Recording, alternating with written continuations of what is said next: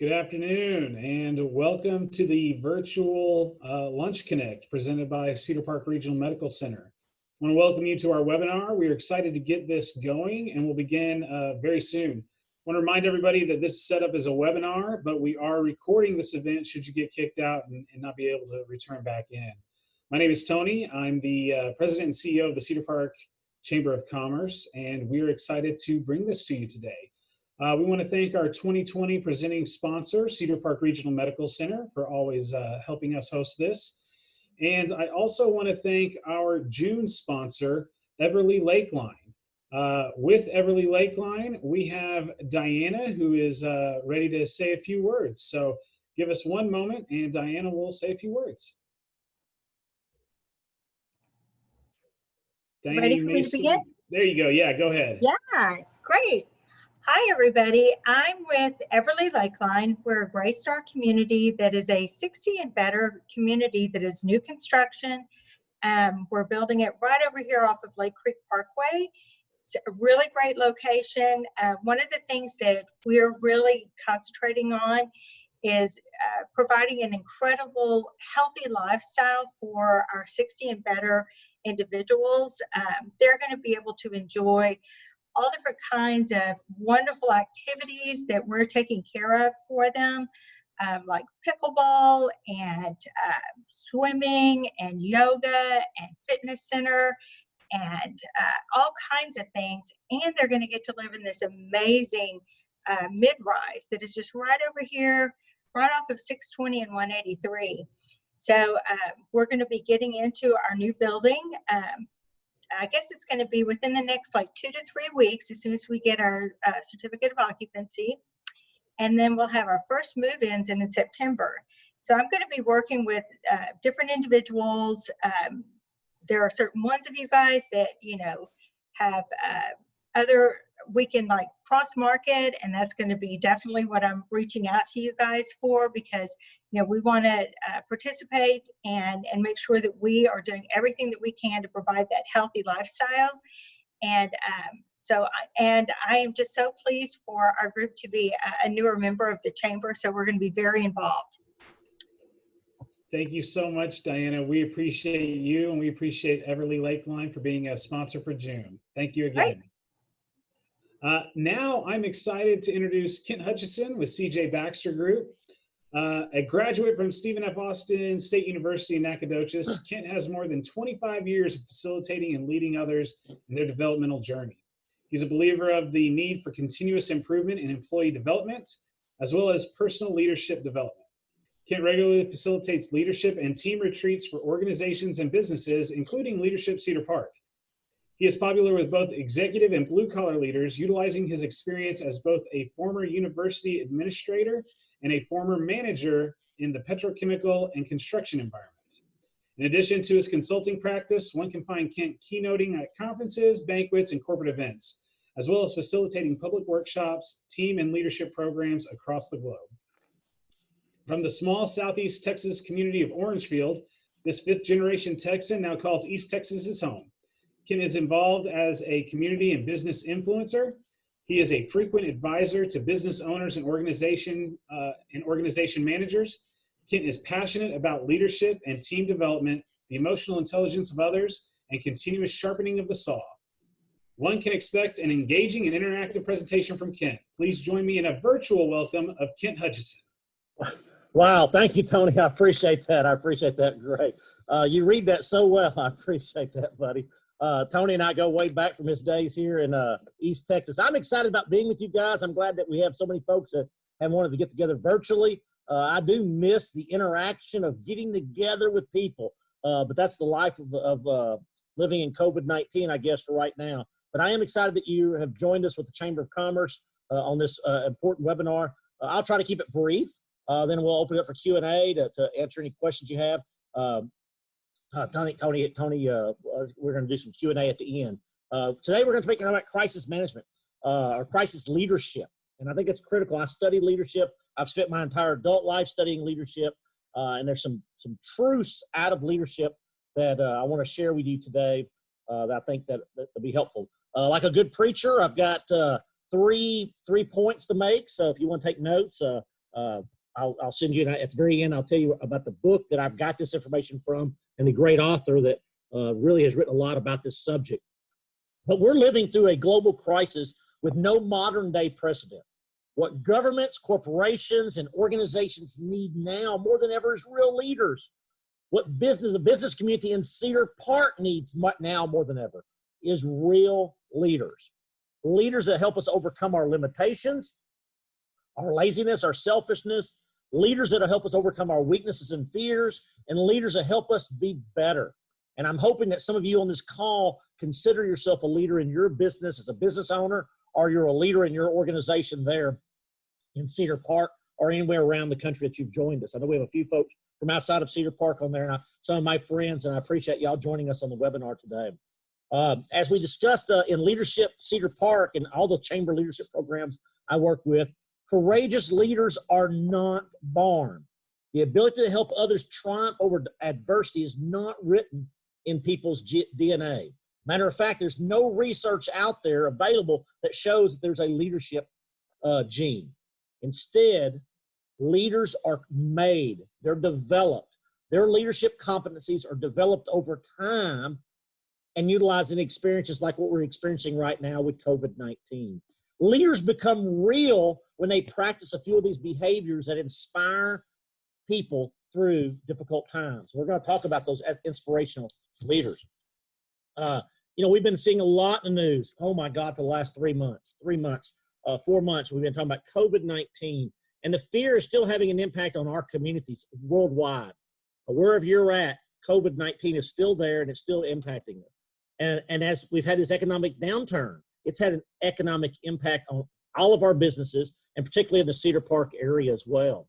Here's what we can learn from some of the history's iconic leaders. And that's really what I did. I went back and looked at what have we learned from history, and how can we look at some of these iconic leaders and see how did they face considerable uncertainty, real danger, and collective fear. Well, here's the first lesson. Number one, acknowledge people's fears and then encourage resolve. And when I say people's fears, I'm talking about your employees, your customers, your coworkers, your families.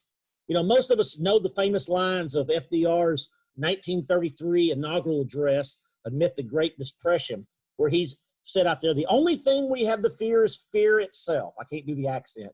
My accent is too East Texas. I can't do that New York accent. But he said, the only thing we have to fear is fear itself. And he followed that point. He followed that by pointing to the nation's strength in meeting the crisis.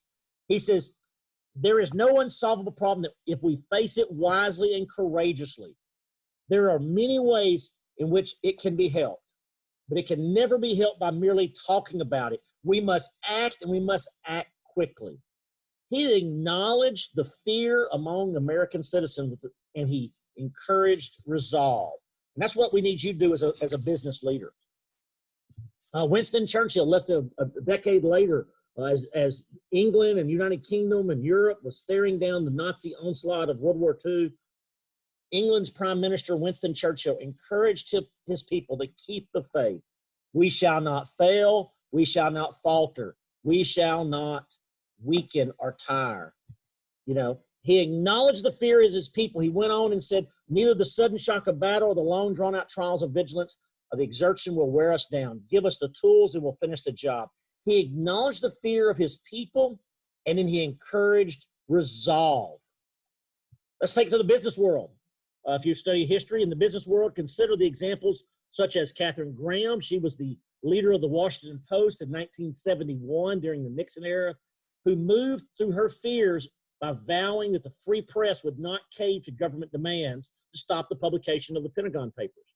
She then helped her editors and her journalists and her employees do the same thing. Or think about Ed Slack. He's the CEO of Dick's Sporting Goods, who, when confronted with the huge amount and increase in school shootings in the United States, he persuaded his board and his management team to risk the ire of gun owners and gun advocates, and also a significant revenue decline by when he decided that his stores would no longer sell firearms. Your job today as a leader in your community is to do two things. Is to provide that brutally honest and credible hope. When I say brutally honesty, you've got to be brutally honest with your employees and with your customers. You need to be transparent, accounting of the challenges of our community and our organization and your team faces. We can't hide things about this. And I think we've been in COVID long enough that we understand that as community leaders, we've got to step up and acknowledge, hey, we're struggling. We're struggling financially. We're struggling, and there are some unknowns out there. Acknowledge those, but also give people hope that we have the resources to meet the threat each and every day. Determination, our solitude, our strength, our shared purpose, our humanity, our kindness with one another, and our resilience as a community. And that's what the Chamber stands for. Recognize that most of your employees are anxious about their health. They're anxious about their finances. And in many cases, some of them are concerned about their jobs. The same is true for your customers. They're anxious about coming back to your business. Explain that you understand how scary things feel, that you can work to weather the storm. That's why the Chamber is hosting this webinar today. We need to be honest about the challenges facing our community and recognize that together we can meet the threat. Inspire your employees and your customers with the words of Reverend William Sloane Coffin. Courage is a crucial virtue. Will we be scared to death or scared to live? We've got to inspire our folks. Number 2, give people a role and purpose. One of the worst things we can do right now as we start returning back to work is not giving our people a role and a purpose. Just going back to the new normal is not good enough anymore. We've got real leaders charge our individuals to act in service and to the broader community. They give their people jobs to do. You're going to have to be a little more hands-on as a leader in your organization of letting people know this is what's expected of you, because we don't have our new normal. We don't have customers and people walking in our offices like we did before. Going back to our historical examples, during the Civil War, for example, President Abraham Lincoln, he urged and ordered men from the northern states to fight. He gave his people a role and purpose. As the civil rights movement gathered momentum in the late 1950s and the 1960s, the Reverend Martin Luther King Jr., he asked his followers to sit in, march, and otherwise protest racial discrimination. He gave people a role and gave them a purpose. In his first inaugural address, FDR told us to keep our money in our banks. It was essential, the only way that we could avert a banking crisis. Remember, this was the start of the Depression. He gave the American people a role and a purpose. Later, his wife, Eleanor Roosevelt, she encouraged the American women to work in our factories as their husbands and brothers and sons went to battle in World War II. She gave the American women a role and a purpose. That's what leaders do. On a smaller scale, we can look at the Antarctic explorer Ernest Shackleton's leadership. By the way, just on a side note, as I was working on this, I came across this story, and there's a great documentary on Shackleton's expedition. It's on YouTube, believe it or not. So if you're interested, that's about a 40-minute, I don't make any money off that, but it's just a neat story about this 1915 expedition to the Antarctic and the problems they had. It sounds like they all died, but they don't. None of them die. And that's what makes it a neat story. Anyway, I digress. We can look at Shackleton's experience when in 1915, his expedition ship, the Endurance, became stuck in ice. And he realized that he and his crew would have to wait out the brutal winter.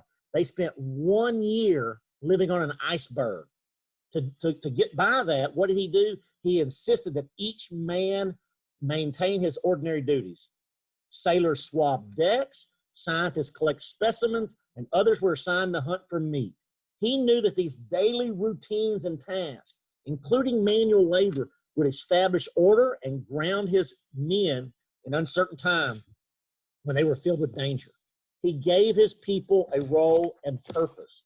Well, that same is true right now for us. In our current crisis, we as leaders in Cedar Park and worldwide, we've got to give our employees direction and remind them why their work matters. In organizations like hospitals and government agencies, pharmacies, some of the manufacturing and some of the nonprofits, their jobs are pretty self-explanatory. They have a role and purpose, but it's still vitally important that we emphasize the role that every person in the operation plays. In all of our other businesses, like myself and yours probably, a new mission can be as simple as helping all stakeholders navigate this crisis as effectively as possible. Give your people a role and purpose in your local business. There was a story on CBS News the other day, Sunday morning news, in a Nebraska truck stop, a family-owned truck stop, Karen Shoemaker's family. They've run it for 2 generations, 3 generations. They run this truck stop, and during all this shutdown with COVID, you know, they still had truckers there. So what she did was she pulled her employees together, and she kept focusing her employees, saying, our job is to focus on the truckers who are providing these essential goods moving across the country. And she made sure that they had a welcome pit stop on their journeys. She gave her employees a job, a role, and a purpose in this crisis. When in doubt, what you should do and what your team can do in this pandemic, prioritize helping others, even in the smallest ways. You'll be amazed of the outcome. Number 3, tend to the energy and emotion of others, yours and others. But you've got to tend to that energy and emotion. It starts with you. Crises take a toll on all of us, and all of us have been under a lot of stress. And if you're a business owner like myself, you're struggling, you're thinking, how am I going to make mortgage? How am I going to take care of my employees? How am I going to take care of myself? It starts with you. But crises are exhausting, and they can lead to burnout. For many, and some who've lost friends, loved ones, it can be devastating, right? So one critical function of leadership during intense turbulence is to keep your finger on the pulse of your people, more so than usual. You're going to have to do management by walking around. You're going to have to get out of your office and walk around and check on people. And and those of you that aren't touchy-feely, you're going to have to be touchy-feely. And when I mean that, I'm not still socially distanced. I mean, you're going to have to ask people, how are you doing? Is everything okay? How's your grandmother doing? Have you seen your parents? You know, what's going on? Tend to the energy and emotion of others. But it begins with you, because as a leader, if you flag, if you don't have that Zen approach, if your emotional intelligence balance is not there, everybody else flags. Everything else, including your organization's mission, becomes vulnerable. As a leader, you've got to take care of yourself. So in these trying times, take care of yourself physically, emotionally, and spiritually.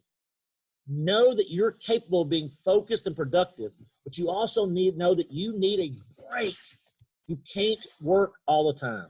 I work to live. I don't live to work. I enjoy what I do, but I also know that there's times when I've got to stop and I got to take care of myself. What do I mean? You need to eat well. Now, if you're like me, we've already eaten through everything in our pantry.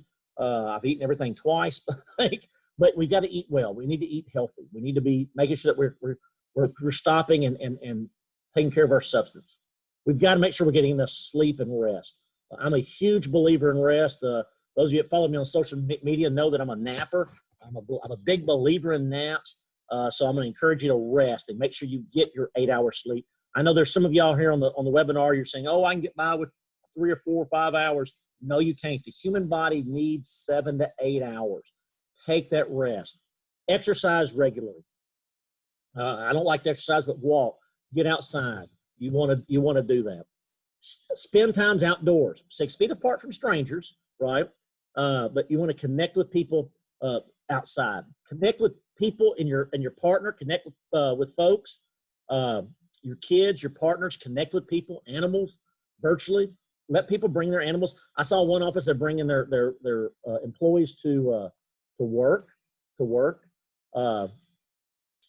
Plan for at least a couple of device-free hours too. I'm a big believer in that. Set that phone down. We've been doing Zoom calls. We've been doing webinars. We've got to make sure we have some device-free periods as well. So plan for at least 2 30-minute, or at least a 30-minute minimum away from your phones and computers at some point. The next thing is model the behavior you want to see. This means using your body language, your words, and your actions to signal that we're moving forward with conviction and courage. Now, it's difficult as leaders, but we've got to do that as well. It means taking regular temperature, figuratively, of your team. Now, I know some of y'all be taking temperatures of your team. I realize that, but I mean, you've got to walk around saying, how are you doing? How are you feeling? What do you need? When you start doing that, you model that behavior, your team members will start asking each other, and they'll start taking care of each other to make sure their coworkers and their teammates are taken care of. Indicate that you're taking time to rest and recharge, and encourage your employees to do the same. It's critical that you take care of your team more so now than ever before. Another quick way to boost morale is cultivating gratitude. And I think this is something that we take for granted.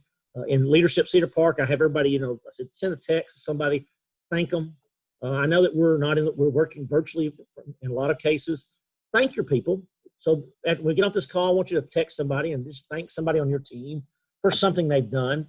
But by making a list of things that you're thankful for every day, and I would encourage you to have that conversation with your employees every day. Ask them what are they grateful for, and then circle back regular to those 3 points above that we've talked about. Demonstrate resolve. Emphasize the role and mission. Give your people a role and mission, and focus on the opportunity for learning. All of us will be remembered how we manage ourselves through this crisis as we see the light at the end of the tunnel. How will you, your team, your organization, and our society connect, preserve, and progress? How will Cedar Park emerge from this experience? Will we be collectively stronger or weaker? The decision's really up to us, because as we've learned today, real leaders are forged in crisis. Now, I'm going to encourage you, I don't make any money off this book, but if you're looking for a leadership recommendation, a book to read, if you're looking for an excellent book to read, I recommend Forged in Crisis. That's where today's presentation came from. The book is written by Nancy Cohen. It's available at your local bookstore. So instead of ordering it online, I'd encourage you to go to your local bookstore, #ShopLocal, and buy it at your local bookstore. I want to thank you for allowing me just a few minutes in your world today. I know, and we're going to open up for some questions and so forth here, but I want to thank you for allowing me to be with you a few days. Here's my contact information. You can find me by email. I have 2 accounts on Facebook. I have a CJ Baxter account. I also have another one called Consultant at Kent Hutchison, Consultant Kent Hutchison. I'm also on Twitter and LinkedIn. I'm very active on LinkedIn, but I'd love to hear from you. Reach out to me. I had a buddy of mine from the Woodlands reach out to me this past week, and we just scheduled a virtual 15-minute virtual cup of coffee. And so we can have coffee in the morning or afternoon, or maybe an adult beverage in the afternoon together virtually. But let's be together, let's connect. I'd love to see how your team's doing. And then also remember that the Chamber of Commerce is here for you and for business owners. And that's why they're doing this seminar. That's why they're doing a lot of other activities for this. With that, Tony, I'd like to open up for questions. If anybody has any questions or anything that they would like to ask, if we had any chat questions or anything, I'd love to answer those. Absolutely. One thing that Julia Mitschke, our library director, wanted to point out is that Forged in Crisis is also available at the Cedar Park Library. So the Cedar Park Library actually has several copies of it. So yeah. And they can get more. We'll make sure and do that. We did get a couple of questions ahead of time. If you do have a question for Kent, and we've got a little bit of time right now, go ahead and ask it either in the Q&A section or in the chat section. Either is fine. But we did get a couple ahead of time, so I want to go ahead and ask those.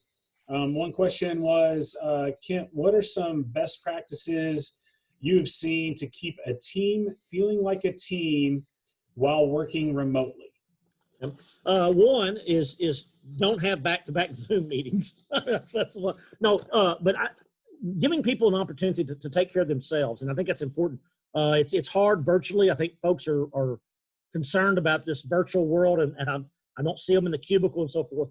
You can still reach out by them, and I would encourage you, if you're having regular Zoom meetings, pick up the telephone and touch base with and say, hey, Tony, how are you doing by telephone? But just touching base with folks, sending a quick text or quick email, just checking on people, checking their pulse. And as managers, we don't want to do that, but we've got to do that probably more so now than we ever have in the past to keep the team, our virtual teams, engaged. Is just, you've got to be a little more hands-on. And you don't want to be motherly, but you've got to be a little more hands-on. Guys, use these tools. I mean, send a text out. Be sincere about it, but hey, how's everything going? How's your kids? How's your grandma?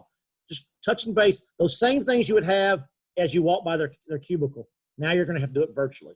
But don't do it by Zoom. Do it by telephone. Do it by text. Do it by email. No Zoom. Yeah, yeah. See, it was, I think, a year or two ago you were talking up Zoom. Now you're saying no Zoom. I Well, mean, no, I love Zoom, and I'm glad the world has caught up with it because I'm a visual learner. But I'm just saying, if you already have 4 back-to-back Zoom meetings, don't try to Zoom with your people to check on them. yeah, You that's know, right. some of the best conversations, Tony, you and I have are 6:30 to 7 o'clock in the morning when we're both drinking coffee. And you'll ask me a question about SFA or East Texas or vice versa. So Absolutely. just Absolutely. utilize a text. All right, we got another one here. How do you balance people who believe in the need of social distancing versus not social distancing in a business setting? Yeah, I've been coaching a lot of clients on that. That's been the biggest challenge right now is you have some employees that think, oh, COVID's over with. You got to acknowledge that people have a fear. And so you really have, as a leader, as a small business, and I'm working with a couple of local clients here that we're struggling with that about, you got to err on the side of making sure that those people feel safe to come to work. And we don't want to make sure there's no place for bullying. There's a lot of HR issues. I did a webinar a couple weeks ago with one of my attorney friends, and we were talking about we've got to be careful. You don't want to say, we don't want to start thinking about countries of origin and this disease come from over there. You could have potential discriminatory practices, but really, you're going to have to, as a leader, make a decision and stick with that decision, or whether you're going to social distance, require mask or not mask. But you need to have, like I said at first, you got to be transparent, brutally honest about saying, guys, we're going to get through this, but there's some steps we're going to have, and it's PPE. I go in the Firestone, and we're doing training, live training. Guess what? I have to wear a mask for 8 hours while I'm giving a speech. That's different, but guess what? It's just no different than me wearing fire retardant clothing or gloves or eye protection. Masks are going to be a new PPE. Social distancing is going to be the new norm as well. You're muted, Tony. You're Yep, muted. sorry, just saw that. Saw it. Yeah. Looks like we got one on our chat. How do you coach your leader regarding your needs and expectations? All right, one, it's a two-way street. And that's an excellent question. Thank you, Michael, for sharing that in the chat box there. How do you coach your leader regarding your needs and expectations? As a leader, one of the things that I didn't talk about today that we probably should have, but you should be doing this on a regular basis anyway, is I call them touch-based meetings. Leaders need to have touch-based meetings. And that touch-based meeting doesn't mean, hey, I'm going to bring Tony in and give him a list of things to do. I need to meet with Tony, and I need to let Tony know, you have my attention for 10 minutes, 15 minutes, undivided. What do you need from me as a leader? What can I do for you? And so all of you on the webinar that are leaders, I'm going to challenge you to schedule 10 minutes, start with 10 minutes a week with every one of your direct reports. And like Michael said, don't use that 10 minutes. Say, oh, I've got you. Let me give you another assignment. What's going on in your world? What do you need to be successful? Your job as a leader, your job as a manager, yes, is to get work done, but your job is to inspire and take care of your people. So you need to be asking and creating that environment. Now, Michael, in your case, if you're the employee, once again, I think you got to be, you don't want to demand it, but I think you need, as an employee, you need to sit down with your managers or your leaders on a regular basis saying, hey, I want to provide value, but these are things I need for me to be successful in this time of crisis. I've got elderly parents, and so I really want to be social distancing. I don't want to come out of my office. One insurance office I'm working with in Lufkin, they 6 people in a small office. They started using Zoom for their staff meeting because he says, I can't get them around my conference table without us and it be social distance. And so he said some people didn't like that. He goes, but I felt like it was the safety of the whole organization. So Michael, sit down, have a conversation. And it's hard. It's very hard. All right. Let's see another question there, Tony, in the Q&A box there. It says, who else can I rely on for help to grow and manage the stress and change and person beyond your manager? Colleagues. I think we all need to be a little more respectful of each other, and I think we are. We need to be respectful, and so we've got to rely on not just the managers, but we also got to rely on each other. So I'm going to ask you to serve others, and that, like we said in the presentation today, serve others. Very good. I do see that that's all the questions we have right now. if you don't mind, I'm going to go ahead and make a couple of announcements, and Yeah. we'll see if we have any more questions before. And you please get reach off. out to me, guys. Tony has my information. I'm in Cedar Park quite frequently. That's really kind of my second home, and Tony's trying to get me there more. Actually, trying to get me there now. And I got some other people trying to get me there now too as well. But I have some great friends in Cedar Park. But guys, let's all work together. The chamber can do this. We can do this. But reach out to me. I'd love to have a virtual cup of coffee with any of y'all. I'm bored. So yeah, please.